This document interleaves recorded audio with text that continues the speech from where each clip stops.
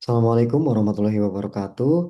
Perkenalkan, saya Jepri Agung Prianto, dosen dari Divisi Mikrobiologi, Departemen Biologi, Fakultas Matematika dan Ilmu Pengetahuan Alam IPB. Dan pada hari ini, em, saya akan menjelaskan beberapa hal, terutama terkait dengan rancangan pembelajaran semester dan juga beberapa pokok bahasan pada mata kuliah mikrob untuk kesehatan. Baik, saya akan coba untuk share file RPS-nya.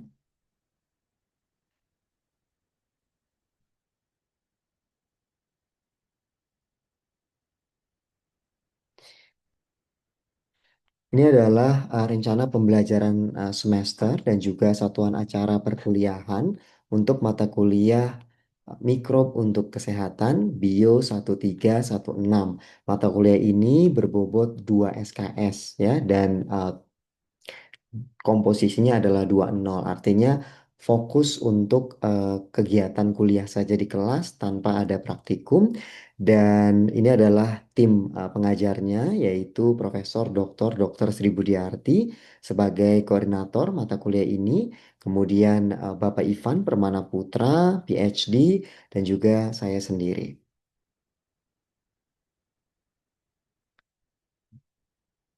Untuk mata kuliah ini, mikrob untuk kesehatan, sebetulnya mata kuliah ini berfokus untuk memberikan wawasan kepada mahasiswa tentang pentingnya peranan mikrob di dalam tubuh manusia dan juga bagaimana peranannya dalam menjaga juga keseimbangan lingkungan. Nah, beberapa pokok bahasan yang akan dipelajari dalam mata kuliah ini adalah bagaimana komposisi mikrobiom pada manusia dan pengaruhnya terhadap kesehatan. Ya, kemudian mikrob sebagai penghasil bahan bioaktif, penunjang kesehatan, dan juga penunjang kecantikan, seperti sebagai sumber nutrisi atau makanan fungsional, nutrasetikal, ya, vitamin, antibiotik, antioksidan, anti kanker, anti diabetes, dari mulai skala yang paling kecil ya sampai kemudian skala industri. Nah, beberapa learning outcome atau capaian pembelajaran yang harus dikuasai oleh mahasiswa yang mengambil mata kuliah ini. Yang pertama adalah mahasiswa harus mampu memahami pentingnya representasi keragaman mikrobiom dalam menunjang kesehatan manusia. Kemudian yang kedua adalah memahami peran diversitas mikrob di lingkungan dan bagaimana prospeksinya sebagai penghasil bahan nutrasetikal, dan obat-obatan. Nah, pada pertemuan pertama nanti akan dibahas ya pendahuluan atau introduction dan juga penjelasan kontrak perkuliahan, bagaimana komposisi penilaiannya gitu ya. Dan juga nanti akan mulai dijelaskan definisi dari mikrobiom dan bagaimana pentingnya mikrobiom dalam menunjang kesehatan manusia. Kemudian yang kedua, em, akan ada penjelasan terkait dengan peranan bakteri pada organ pencernaan, kemudian peranan mikrob penghasil vitamin dan antioksidan, mikrob penghasil antibiotik, ya, dan juga bakteri penghasil senyawa anti diabetes, bakteri penghasil anti kanker, ya. Kemudian nanti akan dilanjutkan dengan kegiatan problem based learning satu dan problem based learning 2. Nah, pada kegiatan PBL 1 dan juga PBL 2 ini, mahasiswa nanti akan diberikan tugas untuk membahas ya suatu topik khusus gitu ya. Tapi topik besarnya sudah kita tentukan, yaitu bagaimana peranan bakteri dalam industri obat-obatan. Nanti kalian bisa memilih sendiri topik-topik khususnya. Kemudian yang kedua adalah peranan bakteri sebagai penghasil enzim dan vitamin untuk sistem pencernaan.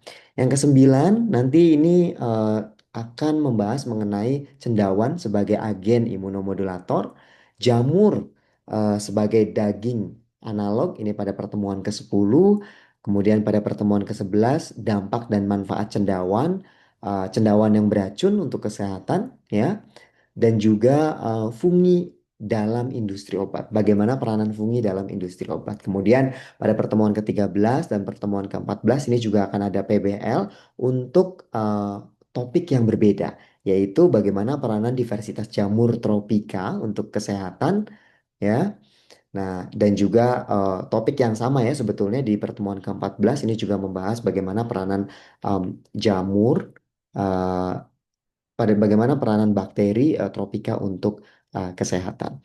Lalu untuk komposisi penilaian, mata kuliah ini penilaiannya terdiri dari beberapa komponen. Yang pertama adalah UTS, ini 24%, kemudian UAS 24%, dan PBL 52%. Nah, jadi di sini Anda sudah bisa menentukan strategi bagaimana cara untuk mendapatkan nilai yang maksimal ya, tentu dengan memperhatikan komposisi penilaian yang tertera pada layar ini. Nah, ini adalah penjelasan rencana pembelajaran satu semester yang lebih detail lagi. Ya, seperti yang saya jelaskan tadi bahwa pada minggu pertama nanti akan dijelaskan bagaimana kontrak perkuliahan dan bagaimana peranan mikrobiom pada kesehatan manusia. Secara umum, mata kuliah ini di pertemuan ini nanti akan dibahas apa sih definisi mikrobiota dan juga mikrobiom, bagaimana sejarah dan perkembangan penelitiannya hingga saat ini, serta apa sih pentingnya mikrobiom dalam menunjang kesehatan manusia. Dan metode pembelajarannya akan dilaksanakan secara ceramah dan nanti akan dilanjutkan dengan diskusi. Ya, perkuliahan ini nanti akan eh, memakan waktu sekitar 100 menit ya. Kemudian nanti penguasaan mahasiswa dalam memahami materi akan diuji melalui ujian ya di UTS. Jadi materi ke-1 ini nanti akan menjadi salah satu komponen materi UTS. Kemudian yang kedua tadi peranan bakteri pada organ pencernaan ya. Kemudian yang ketiga mikro penghasil vitamin dan antioksidan. Kemudian dilanjutkan minggu keempat mikro penghasil antibiotik. Minggu kelima, bakteri penghasil anti diabetes, ya. Kemudian minggu keenam, bakteri penghasil anti kanker. Nah, minggu ketujuh dan minggu kedelapan ini nanti akan minggu ketujuh ya, minggu ketujuh ini akan ada PBL, Problem Based Learning. Jadi semua mahasiswa harus mempresentasikan topik-topik yang menarik, terutama terkait dengan bagaimana peranan bakteri sebagai penghasil obat-obatan, ya, termasuk diantaranya vitamin, ya, kemudian antioksidan, antibiotik, dan bahkan penghasil enzim. Dan setelah itu nanti akan dilanjutkan UTS ya. Setelah UTS dilaksanakan akan ada pertemuan di minggu ke-8 dan juga sampai minggu ke-14. Nah, untuk minggu ke-8 sampai minggu ke-14 ini nanti akan berfokus kepada potensi jamur ya. Jadi kalau di bagian UTS tadi kita akan fokus pada potensi bakteri. Nah, sekarang potensi jamurnya seperti apa. Ya, nah ini akan dibahas bagaimana peranan jamur sebagai penghasil vitamin dan juga enzim-enzim pencernaan. Kemudian dilanjutkan peranan cendawan atau jamur ya dalam penghasil agen imunomodulator. Kemudian bagaimana peranan jamur sebagai bahan daging analog, dan minggu ke-11 dampak dan manfaat cendawan beracun untuk kesehatan, serta minggu ke-12 nanti bagaimana peranan fungi dalam industri obat-obatan. Jadi ini bagaimana cara memproduksi senyawa bioaktif dari fungi dalam skala besar. Ya. Kemudian nanti akan dilanjutkan di pertemuan 13 dan 14 dengan problem based learning atau PBL yang membahas mengenai peran diversitas jamur dan bakteri tropika untuk kesehatan. Nah, di sini mahasiswa diberi keleluasaan untuk memilih topik yang paling diminati, yang paling menarik untuk didiskusikan. Kemudian setelah itu kita akan melaksanakan UAS. Nah, materi UAS ini nanti yang diujikan adalah materi dari minggu ke-8 hingga minggu ke-14. Nah, itu adalah terkait penjelasan RPS. Nah, sekarang kita akan langsung ya masuk ke materi perkuliahan. Saya akan coba dulu untuk share PPT-nya.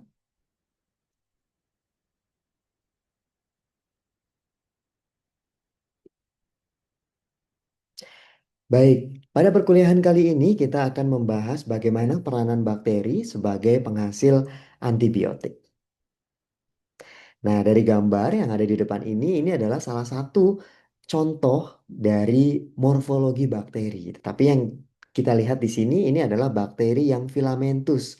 Jadi bakterinya itu menyambung ya selnya antara sel yang satu dengan sel yang lainnya. Nah, ini adalah kelompok actinomycet. Jadi actinomycet merupakan salah satu kelompok bakteri ya, utamanya adalah bakteri gram positif yang berbentuk filamen. Kenapa saya tampilkan gambar um, actinomycet? Karena ternyata actinomycet ini merupakan jenis atau kelompok bakteri yang paling banyak menghasilkan antibiotik dibandingkan dengan jenis bakteri yang lainnya. Dalam perkuliahan ini, mahasiswa diharapkan bisa mencapai learning outcome atau beberapa capaian pembelajaran. Yang pertama, mahasiswa harus mampu untuk mendefinisikan apa sih antibiotik itu, gitu ya, dan harus mampu menjelaskan bagaimana mekanisme aksinya, terutama pada level molekuler dan juga pada level seluler. Kemudian yang kedua, mahasiswa harus mampu untuk mengevaluasi ya berbagai strategi untuk mencari atau menemukan dan mengisolasi mikroorganisme yang berpotensi untuk menghasilkan antibiotik, terutama dari sumber-sumber alamiah. Kemudian yang ketiga adalah mahasiswa harus mampu untuk mendeskripsikan ya tahapan-tahapan kunci dalam penelitian ya, pengembangan dan juga bagaimana aplikasi klinis dari antibiotik. Kemudian yang keempat, mahasiswa juga harus mampu untuk menjelaskan secara detail bagaimana keuntungan dan juga kelemahan dari penggunaan antibiotik, terutama terhadap kesehatan manusia dan juga bagaimana dampaknya terhadap mikrob-mikrob lainnya. Nah, mudah-mudahan ini Anda sudah kenal ya dengan Alexander Fleming. Kalau kenal Alexander Fleming, pasti Anda sudah pernah mendengar kapan sih antibiotik pertama itu ditemukan, gitu ya. Nah, Alexander Fleming ini adalah seorang penemu antibiotik yang pertama kali. Sebetulnya antibiotik saat itu ditemukan dalam keadaan yang tidak disengaja. Ya, Alexander Fleming sedang melakukan penelitian, ya, tapi saat itu penelitiannya dikontaminasi, gitu ya, oleh kehadiran fungi yang tidak diinginkan. Sebetulnya dia hanya ingin menumbuhkan Staphylococcus saat itu, tapi ternyata em, selain media pertumbuhannya ditumbuhi oleh Staphylococcus, ternyata juga dikontaminasi oleh cendawan ya. Dan cendawan ini kita sebut sebagai penicillium. Nah, dari kejadian ini Alexander Fleming mencoba untuk mencermati mengapa sih ada fenomena yang sedikit berbeda ketika Staphylococcus ini ya ditumbuhkan bersama-sama dengan penicillium atau bahkan di sini secara tidak sengaja gitu ya tiba-tiba ada kontaminasi penicillium. Ternyata kalau kita perhatikan di sini ada fenomena yang berbeda. Staphylococcus yang tumbuh jauh dari koloni Penicillium, dia memiliki koloni yang tebal, ya, kemudian juga lebih besar. Sedangkan koloni Staphylococcus yang tumbuh dekat dengan Penicillium justru koloninya itu tipis-tipis. Kemudian bahkan kepadatan koloninya itu semakin berkurang ketika mendekati koloni dari penicillium. Nah, ini ada ilustrasi gambar yang lebih jelas lagi ya. Ini adalah gambar dari peneliti lain sebetulnya yang mencoba untuk menggoreskan koloni Staphylococcus di sekitar koloni penicillium. Nah, ternyata di sini terbentuk ada zona yang tidak ditumbuhi oleh Staphylococcus. Zona ini kita sebutnya sebagai zona penghambatan. Nah, muncul pertanyaan dari Alexander Fleming, mengapa sih area ini justru tidak bisa ditumbuhi oleh Staphylococcus? Apa yang dilakukan oleh Penicillium? Ya, ternyata setelah diteliti lebih lanjut, penisilium ini mampu menghasilkan senyawa yang justru tidak disukai oleh Staphylococcus karena senyawa itu bersifat toksik untuk Staphylococcus. Dan penelitian terus dilakukan untuk mengidentifikasi ya, memurnikan senyawanya gitu. Dan ternyata teridentifikasi senyawa tersebut merupakan antibiotik yaitu penisilin ya yang dihasilkan oleh penisilium. Nah, semenjak penemuan penisilium, ternyata antibiotik ini memberikan dampak yang sangat besar ya, terutama untuk menyelamatkan manusia dari adanya infeksi. Ya, Staphylococcus aureus itu merupakan bakteri patogen yang sering menginfeksi manusia.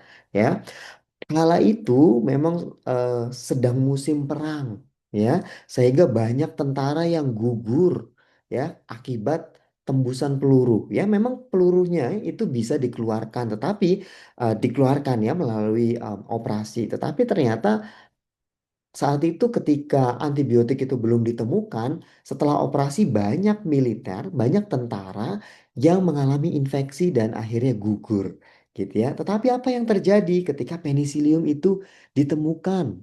Kita harus berterima kasih kepada penisilium ya. Thanks to penicillin, he will come home. So ini adalah salah satu bentuk apresiasi ya dari penemuan penisilin bahwa dengan ditemukannya penisilin ternyata mampu menyelamatkan banyak nyawa ya dari infeksi Staphylococcus. Nah, tadi adalah sedikit sejarah ya bagaimana sih em, antibiotik itu ditemukan, terutama antibiotik yang pertama yaitu penisilin. Ya. Nah, sekarang kita harus paham apa sih sebetulnya definisi dari antibiotik. Nah, antibiotik itu adalah substansi kimia yang diproduksi oleh mikroorganisme yang mampu menghambat pertumbuhan atau membunuh mikroorganisme lainnya. Lalu apa sih bedanya dengan agen antimikrob? Kadang-kadang kan kita mendengar ya agen antimikrob gitu ya. Apa sih bedanya dengan antibiotik? Untuk agen antimikrob ini adalah substansi kimia dari sumber-sumber biologi ya atau yang diproduksi secara kimiawi ya, secara sintetik yang bisa membunuh atau menghambat pertumbuhan mikroorganisme. Jadi ini sumbernya lebih luas, tidak hanya dari mikroorganisme, tapi juga dari sumber-sumber biologi yang lain atau bahkan dari metode sintetik. Lalu bagaimana sih aksi antibiotik gitu ya? Bagaimana dia bisa menghambat atau bahkan membunuh bakteri lainnya? Nah, antibiotik itu macamnya banyak sekali. Di sini kita bisa lihat berbagai macam jenis antibiotik. Ternyata masing-masing antibiotik itu memiliki mekanisme spesifik, ya. Mekanisme yang pertama adalah mereka akan menghambat sintesis dinding sel. Ya, jadi dengan adanya antibiotik, sintesis dinding sel bakteri patogen itu bisa dihambat sehingga bakteri patogen menjadi tidak mampu untuk membentuk dinding sel ya sehingga resikonya selnya akan menjadi lebih rapuh gitu ya lebih sensitif terhadap lingkungan sehingga akan sangat sulit untuk sel bakteri tersebut survive ya. Kemudian yang kedua adalah menghambat DNA girase. DNA girase ini adalah enzim yang sangat penting untuk mempertahankan supaya DNA bakteri itu tetap terbuka. Ya, ingat bahwa bakteri sebelum bakteri ataupun juga beberapa sel yang lainnya ya selain sel prokariotik gitu, bakteri sel prokariotik, ada juga sel eukariotik. Umumnya itu mereka akan menggunakan enzim namanya DNA girase untuk mempertahankan DNA supaya dia tetap terbuka. Ketika DNA terbuka, maka replikasi bisa berjalan. Ya, DNA polimerase bisa menempel, kemudian replikasi bisa berjalan. Namun, dengan adanya antibiotik jenis ini, misalnya nalidixic acid, ciprofloxacin, novobiosin, kinerja dari DNA girase ini akan terganggu sehingga DNA-nya itu menjadi tidak bisa terbuka dan replikasi proses penggandaan DNA itu menjadi tidak bisa berlangsung. Kemudian mekanisme yang kedua adalah penghambatan terhadap pemanjangan atau elongasi RNA. Nah, ini akan menghambat proses transkripsi ya, sehingga proses transkripsinya tidak bisa berlangsung. Ya, sehingga mRNA-nya tidak bisa terbentuk. Ada lagi antibiotik yang bisa menghambat kinerja dari RNA polimerase. Nah, ini antibiotiknya justru dia mengikat ya enzim RNA polimerase sehingga proses transkripsi juga tidak bisa berjalan ya. Kemudian jenis antibiotik yang lain ada lagi yang bisa menghambat ribosom ya, terutama adalah ribosom subunit besar, kita sebutnya sebagai ribosom 50S ya. Nah, kemudian ada juga yang bisa menghambat ribosom subunit kecil. Ini kita sebutnya sebagai 30S ya, ribosom subunit 30S. Nah, kalau ribosomnya terganggu, baik yang subunit besar maupun subunit kecil, maka sintesis protein ya itu akan terganggu. Ya, ada juga antibiotik yang bisa menghambat sintesis protein melalui penghambatan tRNA. Nah, ini sama ya, ini nanti juga akan menyebabkan proteinnya menjadi tidak bisa terbentuk karena proses translasinya terganggu. Ya, jenis antibiotik yang lain ini bisa menghambat struktur membran sitoplasma di sini. Sehingga kalau ada antibiotik ini, struktur membran sitoplasmanya menjadi tidak kompak atau bisa mengalami kebocoran. Gitu ya. Lalu mekanisme yang terakhir adalah antibiotik yang bisa menghambat metabolisme asam folat. Nah, ini dia akan mengganggu apa namanya proses pembongkaran asam folat di dalam sel. Lalu antibiotik itu banyak sekali macam-macamnya ya. Ada yang disebut sebagai antibiotik kelompok bakterisidal, ada yang disebut sebagai kelompok bakteriostatik. Bakterisidal kalau dia mampu untuk membunuh bakteri ya. Ini adalah jenisnya. Misalnya tadi penisilin, dia termasuk ke dalam kelompok bakterisidal. Ada juga yang masuk ke dalam bakteriostatik, artinya ini dia hanya mampu menghambat saja, tapi tidak sampai membunuh bakterinya. Ya, misalnya adalah kelompok tetrasiklin dan kloramfenikol serta yang lain-lainnya. Nah, kita bisa menentukan eh, antibiotik itu termasuk ke dalam kelompok yang mana berdasarkan nilai minimum inhibitory concentration dan minimum bactericidal concentration. Kalau rasio antara MBC dan MIC-nya itu kurang dari 4, maka itu dianggap sebagai antibiotik bakterisidal. Tapi kalau MBC per MIC-nya itu lebih dari 4, maka dia dianggap sebagai kelompok bakteriostatik. Kemudian antibiotik juga bisa dikelompokkan berdasarkan spektrum aksinya, ya. Dia bisa menghambat semua bakteri atau hanya bakteri tertentu saja yang bisa dia hambat. Kalau dia hanya menghambat bakteri yang spesifik, maka itu kita sebut sebagai narrow spectrum antibiotik atau antibiotik berspektrum sempit. Ya, contohnya kloramfenikol dan tetrasiklin. Kemudian ada juga antibiotik yang spektrumnya luas. Ya, misalnya adalah kelompok-kelompok antibiotik beta-laktam. Ini artinya dia bisa menghambat semua jenis bakteri. Lalu bagaimana sih cara kita untuk bisa mendapatkan mikrob-mikrob di alam yang dia berpotensi sebagai penghasil antibiotik?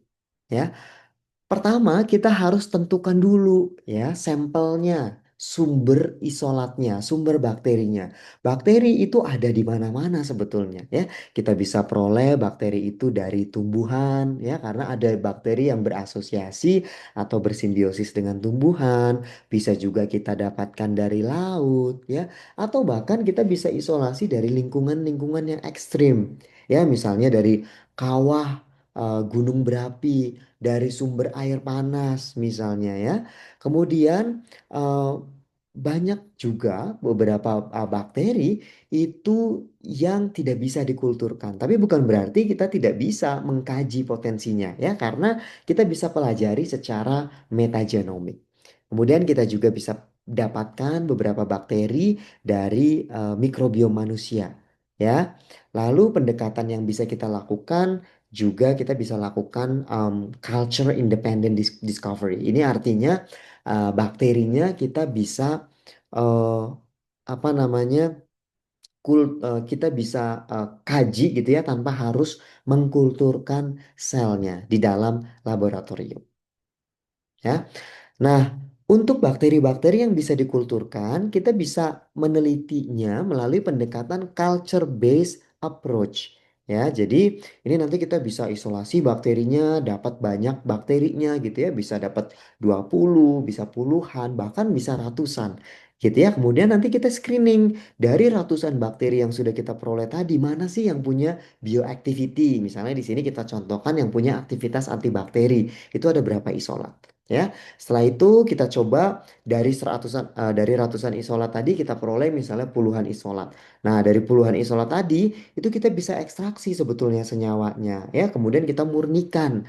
Lalu kemudian kita identifikasi ya, jenis senyawanya apa gitu ya, apakah ada antibiotik jenis baru. Nah, peneliti biasanya akan sangat senang kalau dia mendapatkan antibiotik jenis baru ya, karena itu bisa jadi sebagai alternatif ya terhadap antibiotik-antibiotik saat ini yang sudah tidak lagi mempan gitu ya untuk bakteri-bakteri patogen, sehingga antibiotik jenis baru ini menjadi alternatif yang sangat menjanjikan, ya. Sedangkan untuk bakteri-bakteri yang unculturable atau yang tidak bisa dikulturkan, maka kita bisa pelajari melalui pendekatan genome mining.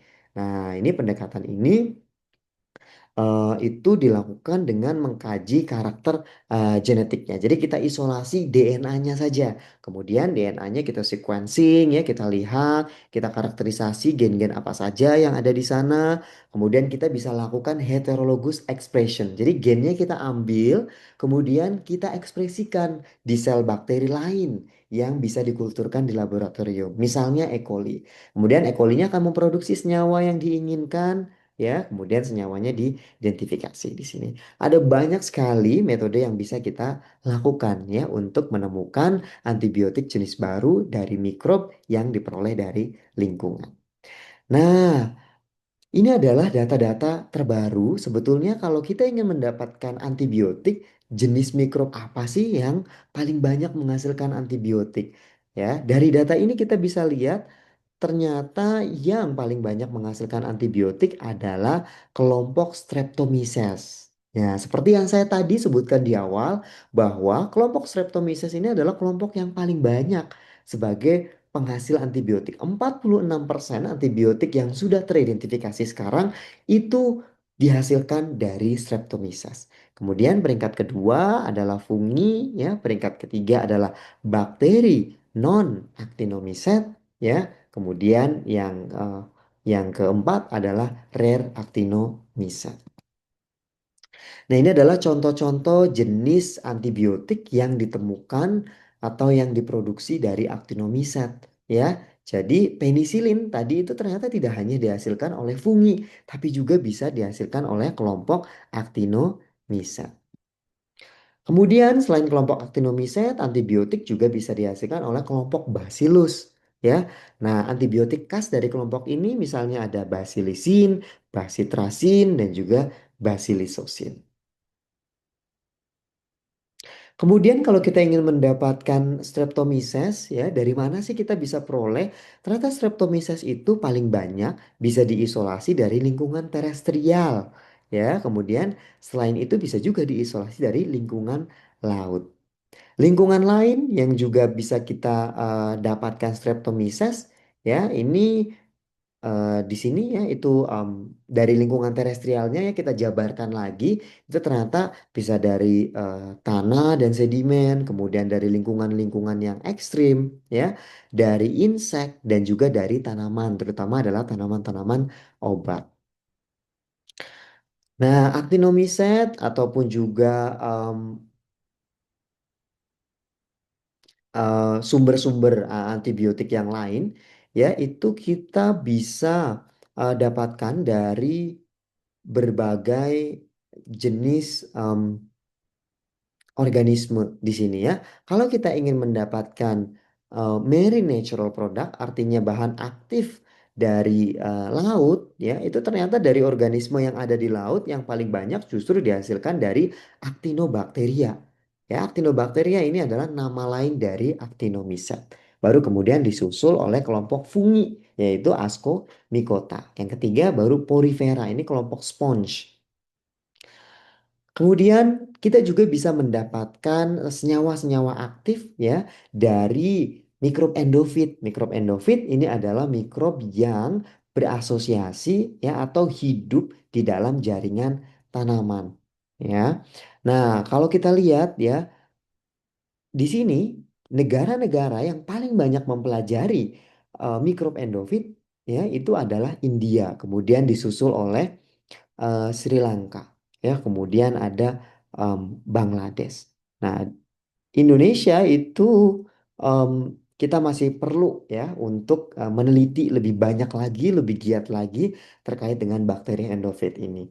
Ya, Indonesia tentu punya banyak potensi tanaman obat yang bisa kita eksplorasi. Ya, bagaimana interaksinya dan juga potensinya ya dengan mikrob-mikrob endofit. Nah, senyawa yang diisolasi dari mikrob endofit itu ternyata memiliki banyak sekali aktivitas farmakologis gitu ya, dan yang paling banyak itu adalah berperan sebagai antimikrob. Bagaimana sih cara kita untuk bisa mendapatkan bakteri endofit? Nah, caranya yang pertama adalah kita targetkan dulu ya jenis tanamannya. Ya, tanaman apa? Misalnya kita ingin mengisolasi bakteri dari bidara.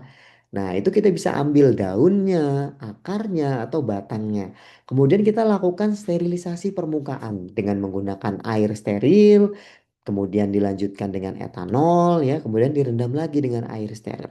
Kemudian kita bisa potong-potong atau bisa kita gerus ya bagian tanaman tadi lalu diinokulasikan ke dalam medium pertumbuhan untuk kemudian mendapatkan isolat murni bakterinya ya. Nah, ini adalah metode yang bisa dilakukan untuk mendapatkan bakteri endofit yang culturable. Tapi ada beberapa bakteri endofit yang unculturable, tidak bisa dikulturkan. Artinya, kita hanya bisa mengekstraksi DNA-nya saja. Nah, ini adalah komposisi ya, bagaimana komposisi antara bakteri dan juga fungi, baik yang culturable maupun yang unculturable.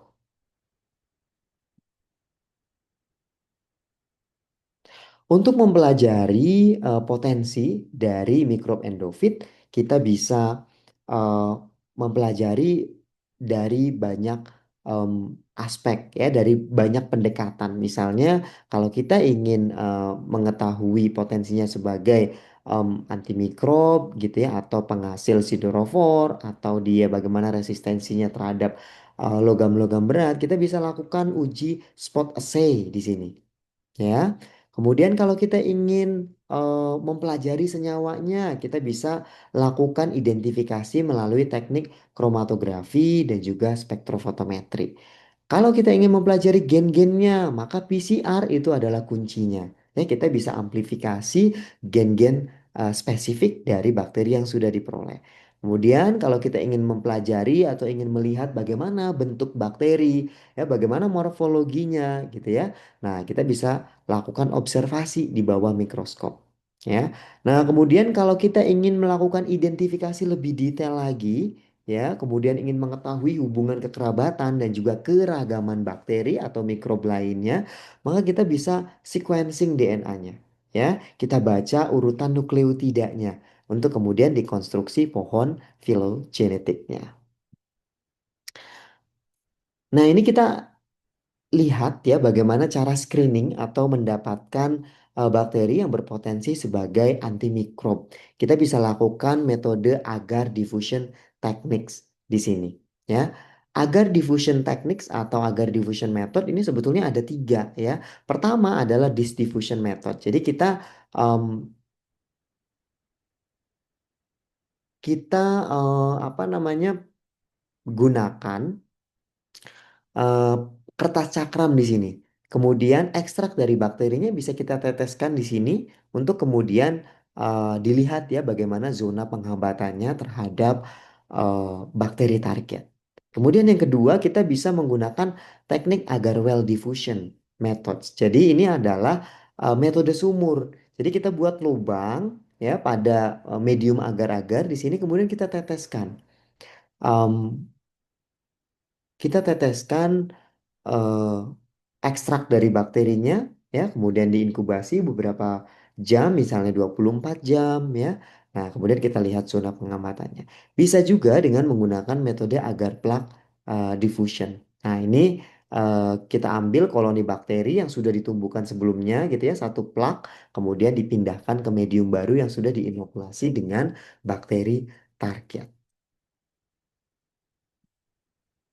Ini adalah salah satu contoh penelitian yang kami lakukan ya, yang berhasil untuk mengkaji bagaimana potensi bakteri endofit yang berasosiasi dengan tanaman jengkol ya, bagaimana aktivitasnya terhadap bakteri yang resisten terhadap berbagai antibiotik. Nah, di sini kita bisa lihat ya kalau ada zona hambatnya, ini berarti bakterinya punya potensi untuk menghambat bakteri patogen ya. Kemudian kita bisa teliti lebih lanjut ya, apakah bakteri itu membawa gen-gen penyandi antibiotik tersebut atau tidak. Nah, ternyata di sini hasilnya dia positif ya, memiliki gen-gen yang terlibat dalam sintesis antibiotik. Kemudian kita bisa identifikasi lebih lanjut kira-kira jenis antibiotiknya apa. Nah, di penelitian ini kami menggunakan LC-MS-MS untuk meneliti ya, menduga jenis senyawanya. Ternyata di sini beberapa isolat mampu menghasilkan antibiotik jenis phenylamisin A1. Nah, ini adalah jenis-jenis isolat yang telah diidentifikasi ya. Jadi memang isolat-isolat ini adalah kelompok Bacillus. Kami juga telah melakukan penelitian yang lain ya yang mengkaji potensi bakteri tanah terutama yang diisolasi dari Pulau Muna, Sulawesi Tenggara. Kami mendapatkan beberapa isolat dan yang paling potensial dua di antaranya ini kami lakukan screening secara molekuler dan ternyata isolat-isolat tersebut itu terbukti memiliki gen-gen yang terlibat dalam sintesis antibiotik. Ini jenis-jenis antibiotiknya ada basilein ya, divisidin, surfaktin dan juga basilisin. Ini adalah jenis-jenis antibiotik khas pada kelompok Bacillus. Nah, pendekatan genome mining seperti yang tadi ini ya, ini adalah pendekatan genome mining. Artinya kita mencari, mengeksplor potensi bakteri melalui genomnya, gitu ya. Kita karakterisasi genomnya, gitu ya. Kita sequencing, kemudian kita lihat apakah genom bakteri tersebut membawa gen-gen yang berperan dalam sintesis antibiotik atau tidak. Dalam penelitian yang lain, kami juga berhasil meneliti satu bakteri Bacillus thuringiensis DJ4. Ini kami sudah berhasil karakterisasi bagaimana bentuk selnya ya melalui SEM, kemudian di bawah mikroskop cahaya dan ini adalah bentuk koloninya. Kami juga sudah berhasil mensequencing genom lengkapnya. Ya, ini genom lengkapnya berukuran sekitar 4 juta base pair. Nah, dari genom lengkap ini kita bisa tahu bahwa ada 8 klaster gen biosintetik metabolit sekunder ya yang berperan dalam mensintesis metabolit sekunder. Nah, dengan adanya data-data seperti ini kita bisa yakin bahwa bakteri tersebut itu kemungkinan punya potensi untuk mensintesis antibiotik. Ya, di sini contohnya divisidin, basilibaktin, basilisin, ya, fengisin dan lain-lain. Lalu bagaimana sih cara untuk kita bisa mengembangkan antibiotik? Tahapannya banyak sekali ya sebetulnya, tapi kita bisa lakukan satu persatu. Pertama, kita lakukan dulu screening dan discovery ya, penemuan seperti yang saya jelaskan tadi ya. Tadi adalah hasil-hasil penemuan dari eksplorasi bakteri penghasil antibiotik. Baik bisa kita lakukan secara level in vitro ataupun juga secara level genomik. Kemudian setelah kita lakukan penelitian, kita bisa lanjutkan lagi penelitiannya ya. Setelah kita mendapatkan beberapa kandidat, kita lanjutkan kajiannya pada tahapan preklinis. Nah, di sini kita bisa menggunakan organisme model, misalnya pada mencit ya, atau bisa juga menggunakan sel-sel manusia yang bisa dikulturkan secara in vitro untuk mengetahui toksisitasnya. Kemudian setelah lolos tahapan ini, kita bisa langsung uji lagi ke tahapan klinis. Di sini biasanya kita sudah bisa menggunakan organisme target ya untuk mengetahui efikasi atau efektivitas dari kandidat antibiotik tadi.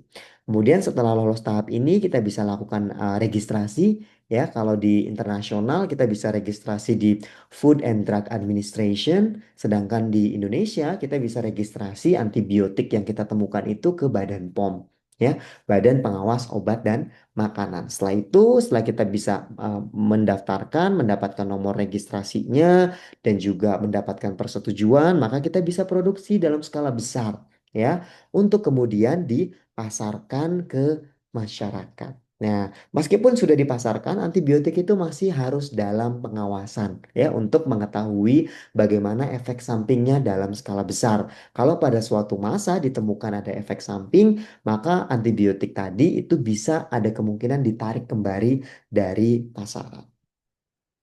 Nah, penggunaan antibiotik ini ternyata kadang-kadang ada good and bad-nya, ada baik, ada buruknya.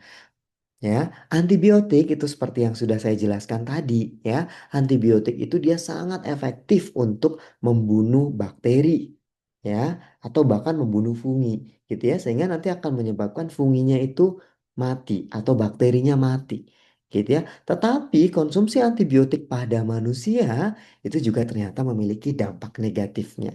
Konsumsi antibiotik yang berlebihan atau terus-menerus ini justru akan memacu mitokondria untuk memproduksi reaktif oksigen spesies. Ini adalah radikal bebas.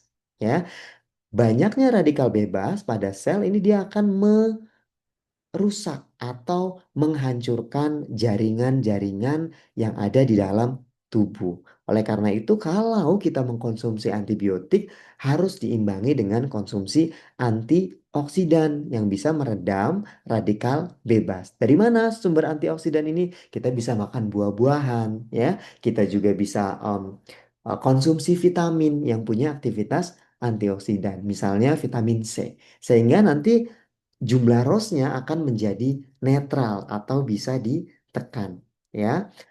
Meskipun demikian, ROS yang rendah itu kemungkinan punya beneficial effect ya. Beberapa penelitian itu menunjukkan bahwa kadar ROS yang rendah itu justru penting sebetulnya. Untuk apa? Untuk komunikasi sel.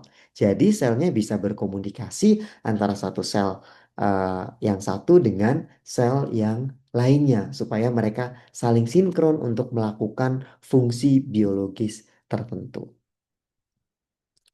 Nah, kami juga sudah berhasil melakukan penelitian bahwa ada bakteri, ya, bakteri endofit yang diisolasi dari jengkol, yang ternyata selain dia memiliki aktivitas antibakteri, itu juga ternyata punya aktivitas antioksidan, sehingga dia punya versatile function.